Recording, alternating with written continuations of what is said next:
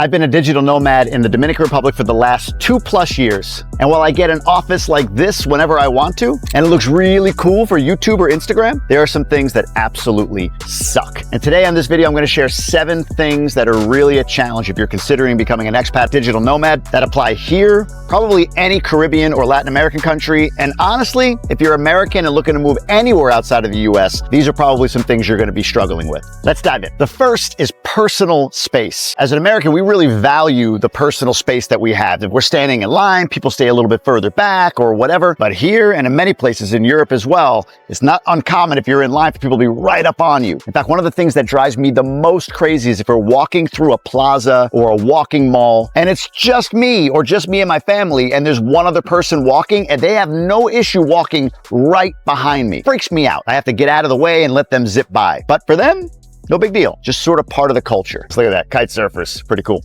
The second one speaks to the first one a little bit, and that is the need to be in person. Now, full disclosure, I've come to appreciate this because I believe that some of the issues, especially in the United States, around mass shootings and other things that indicate mental health issues is the fact that people aren't as connected as they once were. Amazon and DoorDash and Instacart deliver everything to your home. You never have to leave. So being in person is better. However, as an American, the need for certain things to be in person that are completely inefficient drive me up a freaking wall. Here's an example. When we first moved here and we're signing our first lease, I remember going to the homeowner's house, the landlord, because we had to go there in order to sign the lease and do the deposit and do all of that stuff. And we were there for an hour having coffee and doing all these different things. We never signed the lease. It was like, oh yeah, I forgot to bring it. We'll have to do that another time. And when I did need to pay them, I wired them the money anyway. So there was no need to be in person, but the desire was there to meet us, to get to know us a little bit and all of that under the pretense of let's sign the lease and do everything in person. I do believe they wanted to sign the lease and do all of that, but it wasn't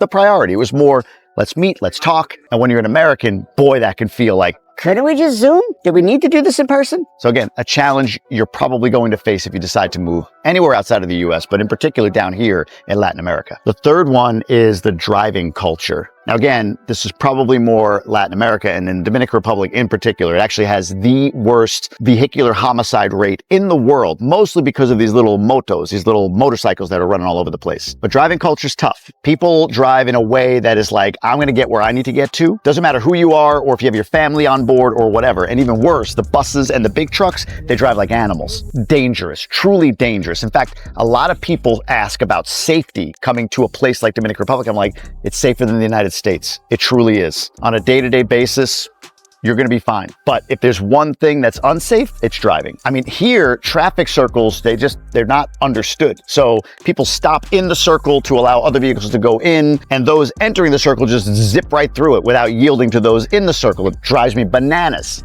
But you got to get used to it. You just have to adjust and adapt, learn how to drive in this culture. The other thing that's interesting in the driving culture is being pulled over. I get pulled over for driving while gringo quite often. And it's frustrating, but you learn one of two things. Either pretend you don't understand anything they're saying and they'll probably get frustrated and let you go, or you pay them a little bit of money and they go away. Some people are like, that's not right.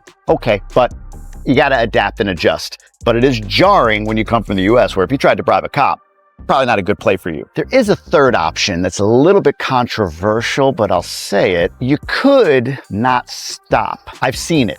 Let's just say that. All right, the next one is an adjustment for sure when you're here. And if you've ever lived down here or been down here, you've seen it. But being around it day by day, at times, it can really impact you. And that is what true poverty looks like. There's 2 sides to this. One is it's kind of beautiful that people don't typically just sit on a street corner with a sign out saying, hey, give me some money. They actually offer some sort of service or value in exchange for money, like selling you cashews at a toll booth or cleaning your windshield at a stoplight or whatever. But the flip side of that is to see a 10, 12, 13-year-old kid at 11 o'clock on a Tuesday out cleaning windshields to make a little money instead of being in school. Boy, makes you want to adopt every kid that you see. And my wife is Dominican, so she and I have had this conversation before and talked through, like, there is the element of, man, we wish we could quote unquote save everybody, but there's a bit of a savior complex that comes with that. On the flip side of it, if you believe in a higher power and God, this kid is on a journey, of course we could support by giving them a little bit of money whenever we do see them at a stoplight, but they're going about their life. And to be honest with you, and this could be controversial, I actually see more happiness in the people that make the least amount of money here than I do in the people that make the most amount of money back in the United States. But when money isn't the priority, it's hard for somebody in the US to look at somebody down here and feel like they could be possibly happy, when in reality, the fact that they're just living day to day, getting what they need, eating what they need to eat, there's more joy in that than I got to pay for the next big thing and pay for the next iPhone or whatever it might be. But still, as an American coming to another country where there is true poverty, it is hard to see, especially initially. Piggybacking on that, specific to the Dominican Republic, we're seeing, especially right now in late 2024, going into 2025, a massive push for deportation of Haitians. So on a daily basis, when you see immigration rounding up people and tossing them in the back of a truck, I get it. I actually support the fact that the border needs to be secure and that illegal migration should not be allowed. I believe that for every country, but it's still hard to see human beings being sort of like stuffed into cages and sent back across the border. It's funny, I believe when I became a parent, my sensitivity to the human condition went through the roof. And that's one of those scenarios. I just see a bunch of kids that were born in the wrong place, as opposed to what many see, these like illegal Haitians coming in here and ruining everything. But that's just me. Again, hard to see. The fifth one is government and business inefficiency. What you're likely to find moving to a place like this is that government offices and businesses are, oh my God, inefficient. To go to the bank here just to make a deposit if you need to, if it's not something you can do mobile, if you have to go there to do any business, it could be a 2-3 hour affair. The same for any government office. There's one person assigned to each task and none of them want to do the other person's work. So if somebody's at lunch to do one stamp, you got to wait for that person to come back and go to the back of the line and so on. The inefficiency is on another level here, no doubt about it. The grocery store is another example. When you go shopping here where labor's so cheap, there's little or no self-checkout line. So you're at the mercy of somebody just taking their time, checking people out, the cashier walking away and coming back when they feel like it, so on and so forth. It can be a big challenge. And again, I think this exists in most other countries that aren't the United States. We truly value our efficiency in the US, not valued in other places. Give you an example. When we went back to the US for the month of August, we did everything we could that month. We got our will redone. We went to the bank to do some things. And it was like, we could do all of these things in a day, where each of these tasks would be a one-day activity here and in many other places in Latin America. Now, the sixth one is something called the cidos quiere lifestyle. There's a literal translation that is often sent to me when it's sent in English from somebody down here. When I say something like, great, I'll see you at noon, they'll say, God willing. In other words, if God allows it. When you see that as an American, like, what do you mean God willing? It's noon tomorrow. We agreed on this. God willing. God doesn't need to will it. Show up at noon. But again, it's a literal translation. They're not saying they're not going to show up, but the idea is like, hey, if God allows it. That's sort of the lifestyle in general. And again, it's beautiful once you get used to it, but you have to kind of detox into that when you come from a fully American lifestyle where punctuality and timeliness are highly valued. Just not here. So plans are plans until they're not plans. And those plans cannot be plans the moment that you expected the plan to take place. And you can do one of two things. You can get pissed or you can deal with it. My wife likes to step back into the US every so often. She was born here, raised to the age of 12, and then immigrated to the US. So she understands the two cultures. And every so often she just needs to touch down in the US, go to Target, go through some really easy, efficient processes, and then realize we both like it better here and we'll bring our family back down. But it is nice to touch down in the efficiency and in the non-cidos quiere lifestyle from time to time, just to kind of get your fix before returning back to a place like this. Now, the seventh one makes me crazy. And I wasn't going to add this in, but I decided last minute, I think it's important enough to make the point. This is going to drive you nuts as well. Negative expats. So I might be uniquely positioned to hear about these folks because I have a decent sized brand. I put out a lot of content on Instagram and on YouTube. And by the way, before I forget, I always do, go ahead and subscribe if you haven't already. I would really appreciate it. It helps me grow the channel. If you're enjoying what I do, most people that watch aren't subscribed. I hope I earned your subscription today. Just tap the button, just tap it. It won't take long, just like, that's it. And if you're wondering who I am, my name is Jamie Gruber. I quit a big job back in the United States back in 2021 and moved down here in 2022 with my wife and two boys who are now 9 and 6. And I share my lifestyle. I share tips and tricks and all of that to living abroad with you on YouTube and over on Instagram as well. So negative expats. I present my life here in an honest way, and I'm just kind of a positive person. So for a lot of people, they take it as like, Oh, he's shining up this turd. He's making it look good. He's trying to make money. The government's paying him. I get all this crap. none of which is true. I'm very clear when I get paid for my content, and I'll be clear on that here in just a moment. But no one owns my content. No one pays me for my content unless I say to you, Hey, this was sponsored by so-and-so. but on a daily basis, I have certain folks that feel the need to correct me, to tell me how bad it is here, to tell me how corrupt the government is, to show me an article like, see, look at this crap. This is ridiculous. And it's really two different types of people, but I'm going to speak first to the expats that are living here and or digital nomads that live here and only have complaints about the inefficiencies and all the things that I just mentioned. In fact, you go back to my channel, this is probably one of the first ones I've ever done, a video where I'm talking about what's bad. And in the spirit of my positive energy, I will give you a few things that I believe are amazing here in just a moment. But for those who feel like, You don't understand how stupid this is and how bad this is and this, that, and the other, I say this, leave. There's airplanes. They take you back to wherever you were. If it's so much better there, then leave. This is amazing for the locals. This is amazing for those of us who truly appreciate the culture and appreciate what it is to be in this amazing place. If it's so bad, leave. Otherwise, quit your bitching and enjoy this life. God gave you one. He gave you the ability to be here, to live it out here. A lot of people don't want you to be able to do that. They feel like you're making it too expensive or you're taking away from the locals or whatever. Enjoy this and shut up. Now, the other group is not expats, but it's people living in the United States that feel as though they have more of a say on the reality of life here than those of us living here. To be honest with you, most of those folks are Dominican, and they often lead with that statement, I'm a Dominican, as if to say, I know implicitly just because I was born Dominican, and down there, this is the problem. And I always say this, as a native New Yorker, that would be like me, who hasn't lived in New York for 30 years, saying, wait a minute, Dominican person living in New York, I'm a New Yorker. Let me tell you what New York is really like. You'd be like, dude, you don't live here. I say the same to those folks. Before you shit on this country, because of whatever reason, your aunt or your uncle tells you how bad it is. You visited once and somebody did something to you that you feel wasn't appropriate. You feel as though you were discriminated against or whatever. Before you decide to tell people it's a terrible place and hurt those working locally, locals that you say you want to protect, that you say you want to make sure people like me don't make it too expensive to live here. Before you do all of that and make their jobs less because you reduce tourism, just consider for a moment that you may not know what you're talking about. I say it with love. Now, far be it from me to share only negatives about this amazing place or just being an expat or digital nomad anywhere in the world. Let me share some of the benefits of not living in the United States and living abroad. The first, maybe more specifically to Latin America, but I'm sure many European countries as well, is Christian conservative values. Now, look, I am not a Bible-thumping, church-going guy.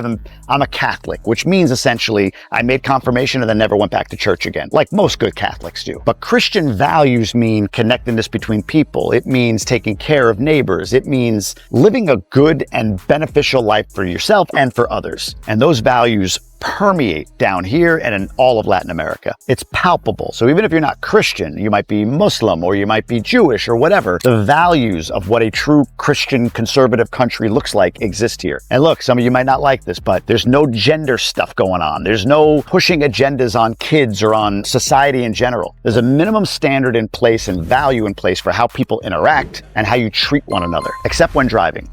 That's the only exception. But the values permeate. So when folks move down here, many people are afraid that the culture is going to be taken over by these expats or nomads or whatever the case may be. But they're underestimating the power of the culture. It is truly, truly impermeable, in my opinion. The second thing that I think is massive about living abroad is safety. In the United States, this mental health crisis, these mass shootings, these school shootings, they're insane. And we've normalized and accepted it, which blows my mind. But here, that's insanity. Back to the Christian conservative values, pregnant women, children, and the elderly are the most highly valued individuals in society. The idea of shooting up a school is, I can't even imagine it here. And I hope that part of culture never comes here. Like I said before, I don't believe it will. I think that's a uniquely American problem right now. And we're not going to get into why, but you get the point. The third one, look back there. Look at this, is the weather.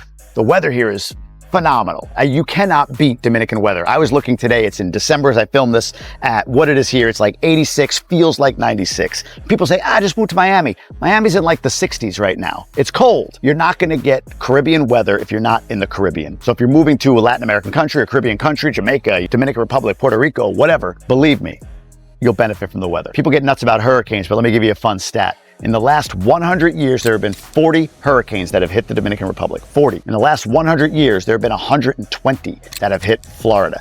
Bigger place, I understand. Many more places it can hit, but they kind of hit in the same places over and over again. That's where the hurricanes go. In fact, Puerto Rico acts as a land block for the Dominican Republic often. So we've had some storms roll through, we've had some hurricanes roll through, but I think that is a larger fear than it needs to be for many people. Add to that if you're moving down here, you're likely going to be living in a house fully built of concrete and rebar.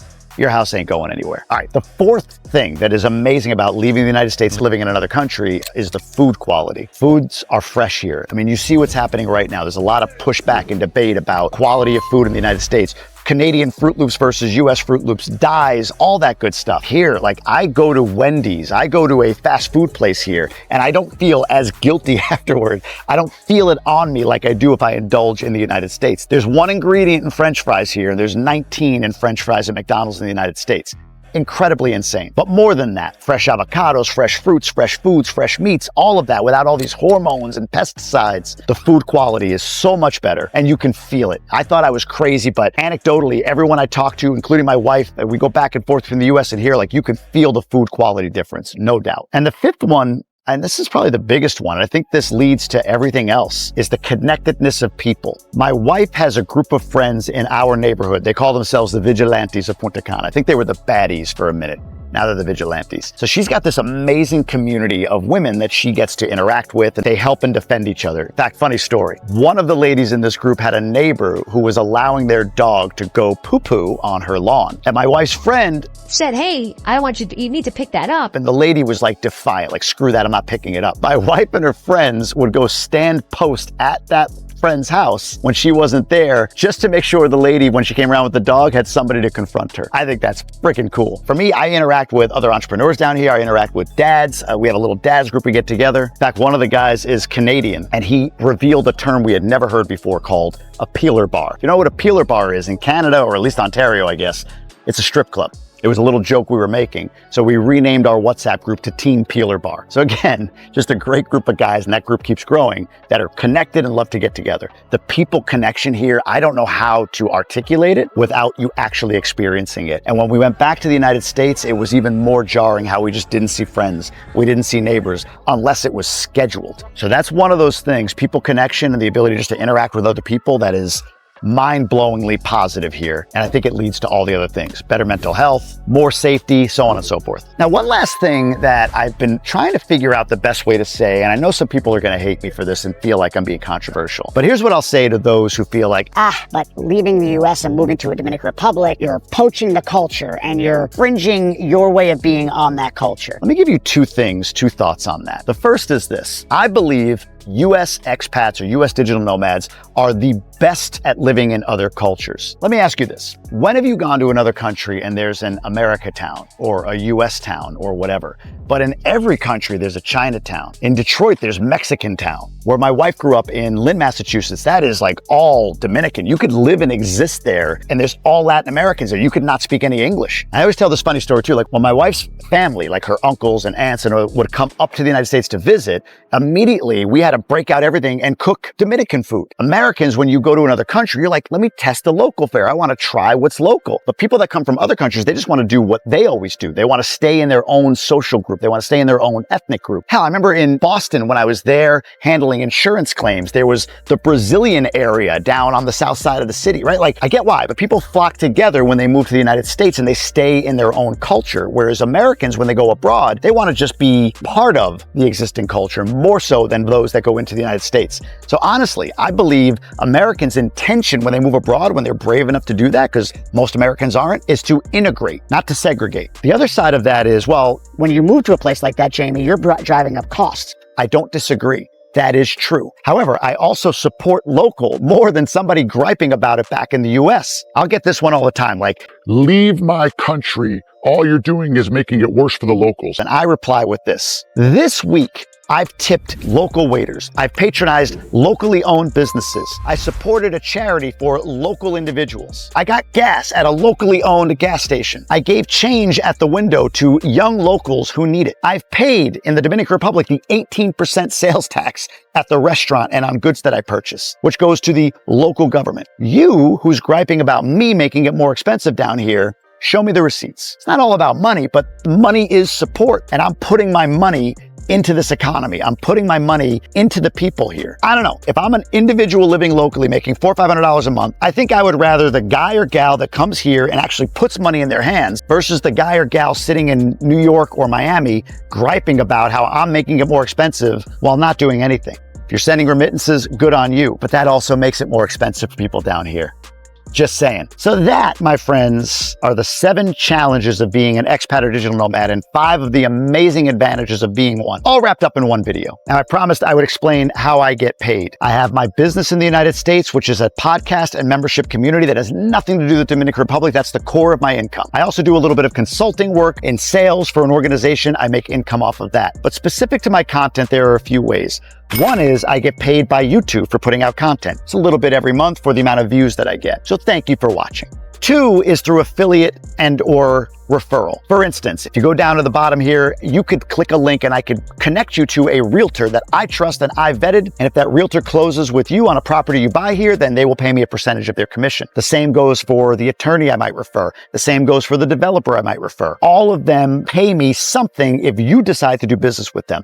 Do your own due diligence, make sure they work for you, but that's how I get paid in that regard. The last one is through sponsorships, and I have only a couple of sponsors right now because any sponsor I take on, I want to make sure is somebody that I patronize, I do business with, and I align with. It's not about a cash grab. I'm fortunate to not have to do that with my content. But I have absolutely defied any idea of being paid by a government because now I become propaganda, or even being paid by an entity on their payroll to continually to promote them. Somebody once said, "Oh, you're promoting Gruber Punta Cana, you're getting paid." No, not a dime. Don't want to either. I could just say that they're really, really good at creating a lifestyle down here. So I'll promote the hell out of them and let you all know about that. Because at the end of the day, I'll make my money the way I make my money. It is what it is. But the thing that really lights me up with this content are the messages I get that say, Jamie, you inspired me to live out my dream. I'm a father and a husband and a man that just wants to do good in the world. And yes, of course, I need to be compensated to live my life. So I'm going to take that where it makes sense. But when I'm on my deathbed, if 1,000 people rolled up and said, "This guy helped change my life,"